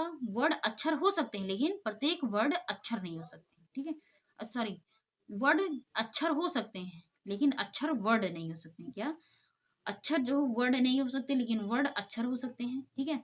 अक्षर में एक स्वर अतिरिक्त उससे पहले या बाद में एक या अनेक व्यंजन भी हो सकते हैं, ठीक है। और वर्ड में क्या है? वर्ड में एक स्वर अथवा एक स्वर व्यंजन ही संभव होता है, ठीक है। लघुत्तम वाग ध्वनि को वर्ड कहा जाता है। लघुत्तम वाग ध्वनि को वर्ड कहा जाता है, ठीक है। अब इधर अक्षर में कहा गया है कि हिंदी में द्विअक्षरी यानी हानि, त्रिअक्षरी यानी उजाला, चतुरक्षरी यानी उछलना, पंचाक्षरी यानी नियमित, ठीक है, इत्यादि शब्द भी मिलते हैं। त्रिअक्षरी, चतुर्थी और पंचामक्षरी और द्विअक्षरी, ये सब हमारे अक्षर के में मिलते हैं, ठीक है। वर्ड क्या होता है? वह छोटी से छोटी ध्वनि है जो कान का विषय है, ठीक है। वह छोटी से छोटी ध्वनि जो कान का विषय है, ठीक है। हाँ, तो इसके आगे है, जिस ध्वनि या ध्वनि समूह का उच्चारण एक ही श्वास में किया जाए उन्हें क्या कहते हैं? तो उन्हें अक्षर कहते हैं। जिस ध्वनि या ध्वनि समूह का उच्चारण एक ही श्वास में किया जाए उन्हें अक्षर कहते हैं। जिस ध्वनि का ध्वनि समूह का उच्चारण एक ही श्वास में किया जाए उन्हें अक्षर कहते हैं, ठीक है। अक्षर के खंड नहीं हो सकते, अर्थात उन्हें तोड़ तोड़ कर नहीं बोला जा सकता। जी, हाँ इत्यादि जैसे, ठीक है। जैसे क्या है? जी, इन्हें तोड़कर नहीं बोला सकता। हाँ, इन्हें भी नहीं तोड़कर बोला जा सकता, ठीक है। चलिए अब इसके आगे देखते हैं अक्षर। अक्षर को देख लिया हम लोग, अक्षर कैसे कहते किसे हैं। अब अक्षर के भेद देखते हैं। मुक्त अक्षर, बद्ध अक्षर, ठीक है। तो मुक्त अक्षर क्या होते हैं? अंत में स्वर होना अनिवार्य है। क्या है? अंत में स्वर होना अनिवार्य है। हिंदी के मुक्त अक्षर यानी मान, आ है ना लास्ट में, दान, मगन इत्यादि, ये सब हमारे हिंदी के मुक्त अक्षर हैं, ठीक है। बद्ध अक्षर क्या है? अंत में व्यंजन होना अनिवार्य है। क्या है? अंत में व्यंजन होना अनिवार्य है। हिंदी के बद्धाक्षर में विद्वान, धनवान, भगवान, ये सब हमारे क्या है? तो ये हमारे व्यंजन है, ठीक है।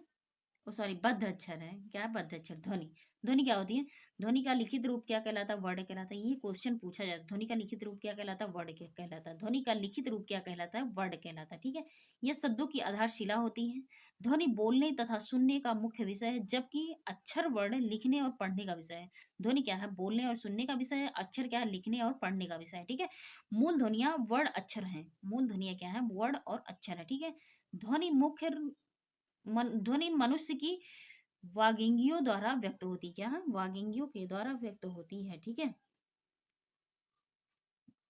तो आज के लिए इतना ही भैया, और इससे रिलेटेड जो भी क्वेश्चन है उसको क्वेश्चन हम कल एक क्लास में देख लेंगे, ठीक है। तो साथ साथ क्वेश्चन भी होगा, ठीक। और इसकी थ्योरी, जैसे ही थ्योरी कंप्लीट तुरंत क्वेश्चन स्टार्ट, जैसे थ्योरी कंप्लीट तुरंत क्वेश्चन स्टार्ट, ठीक है भैया। तो आज के लिए इतना ही। Thank you so much.